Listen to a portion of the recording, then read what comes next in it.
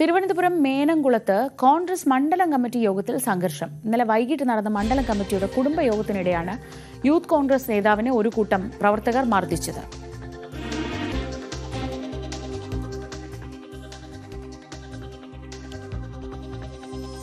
പ്രാദേശിക നേതാക്കൾക്ക് യോഗത്തിൽ നന്ദി പറഞ്ഞില്ല എന്നാരോപിച്ചായിരുന്നു മർദ്ദനം. ഇരുവിഭാഗങ്ങൾ ചേരിതിരിഞ്ഞുണ്ടായ തർക്കത്തിനിടെയാണ് യൂത്ത് കോൺഗ്രസ് ജില്ലാ ജനറൽ സെക്രട്ടറി പൂവക്കാട് സുമേഷിന് മർദ്ദനമേറ്റത്.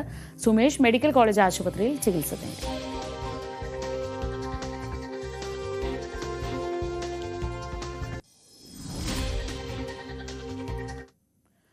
കഴിഞ്ഞ ദിവസങ്ങളിൽ നമ്മളെയൊക്കെ അത്ഭുതപ്പെടുത്തിയതായിരുന്നു ചാലക്കുടി പോട്ടയിലുണ്ടായ ബാങ്ക് കവർച്ച. ഈ കേസിൽ മോഷ്ടിച്ച പണം ഇപ്പോൾ കണ്ടെടുത്തിരിക്കുന്നു. 12 ലക്ഷം രൂപ റിജോയുടെ വീട്ടിൽ നിന്ന് കണ്ടെത്തി. കത്തിയും ധരിച്ച വസ്ത്രവും പോലീസ് കണ്ടെടുത്തു.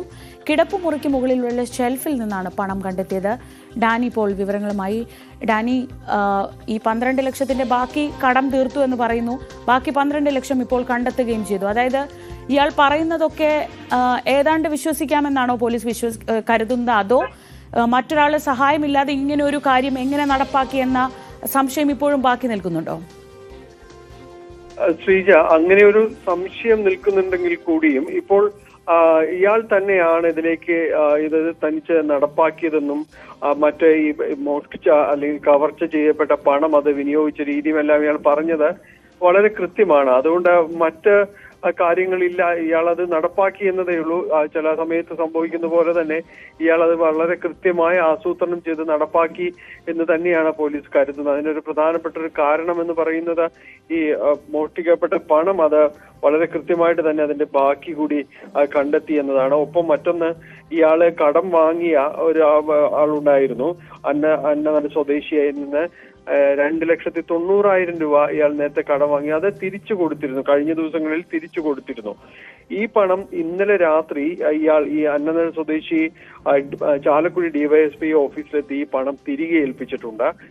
അതും ബാക്കിയുള്ള പണവും എല്ലാം എടുക്കുമ്പോൾ കൃത്യമായിട്ടുള്ള ഒരു കണക്കിലേക്ക് തന്നെയാണ് വരുന്നത്. ഏതൊരു 10,000 രൂപയുടെ അത് ഇയാൾ ചെലവഴിച്ചു എന്ന് പറയുന്നത് മാത്രമേ ഉള്ളൂ. ബാക്കിയെല്ലാം വളരെ കൃത്യമായ രീതിയിലാണ് ഈ പണത്തിന്റെ കണക്ക് വരുമ്പോൾ വളരെ കൃത്യമായ രീതിയിലേക്ക് തന്നെ കാര്യങ്ങൾ വരുന്നുണ്ട്. അതുകൊണ്ട് മറ്റാരെങ്കിലും ഇതിൽ ഉണ്ടായിരുന്നെങ്കിൽ, ഇതിനകം തന്നെ അത് സഹായിച്ച രീതിയിൽ അല്ലെങ്കിൽ ഇത് പങ്കുവെക്കുന്ന രീതി എന്തെങ്കിലും ആയിരുന്നെങ്കിൽ ഇതിനകം തന്നെ ഈ ചുരുങ്ങിയ സമയം കൊണ്ട് തന്നെ അത് തീർന്നു പോകുമായിരുന്നു.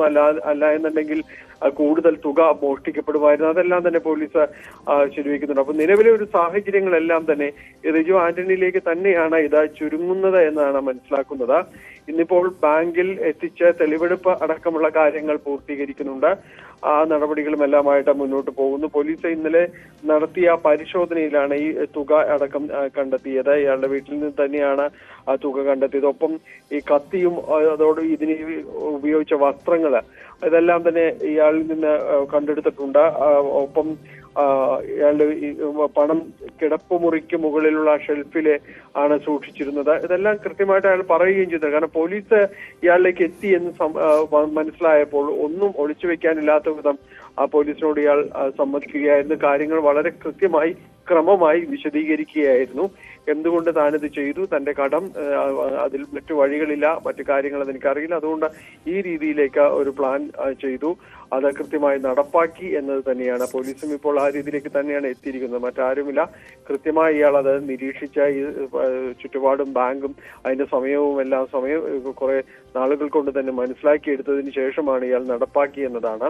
എന്നിരുന്നാലും പോലീസ് പരിശോധിക്കുന്നുണ്ട്. അത് ഇയാളുടെ ഫോൺ കോളുകളുടെ വിശദാംശങ്ങളുടെ പരിശോധനയാണ് ഇപ്പോൾ അത് നടക്കുന്നത്. അതുകൂടി കഴിഞ്ഞാൽ മാത്രമേ ഇത് ഉറപ്പിക്കാനായിട്ട് സാധിക്കുകയുള്ളൂ ഇയാൾ ഒറ്റയ്ക്കാണ് എന്നത്.